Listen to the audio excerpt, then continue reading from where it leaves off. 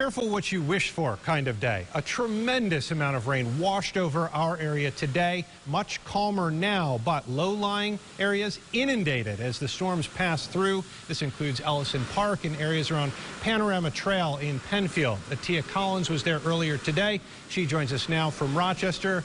Atia, what are you looking at? Drizzle outside, and how are the roads?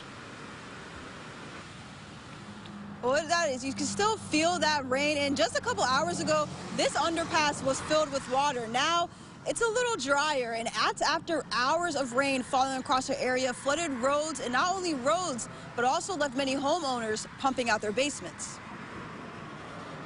This has got to be the worst we've ever seen, at least that I've ever seen. Heavy rain filling the streets in Penfield left parking lots sitting underwater near the Panorama Plaza.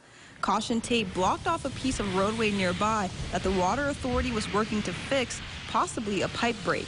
A creek at Linear Park in Penfield was rushing with water. Neighbors in the area say they have never seen it this bad. We live right up on Penfield Road, and we noticed when we were looking out the back window that the creek was kind of overflowing, or the offshoot of the creek.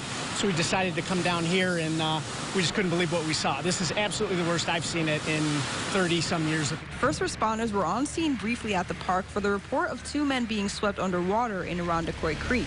Across town, officials with the Henrietta Fire Department were also busy as the water left some cars stranded and homeowners in need of a basement pump. Especially after a long dry period, some pumps haven't kicked on in a while, and all of a sudden you get the water and people find out some pumps don't work. So that unfortunately is common. Now, if you are heading out tonight, driving around, you'll still hit some of those puddles on the ground, on the street, excuse me. The advice from the fire lieutenant is if you can't see the roadway clearly, don't drive. Reporting in downtown Rochester, Atia Collins, News 8. It's great advice.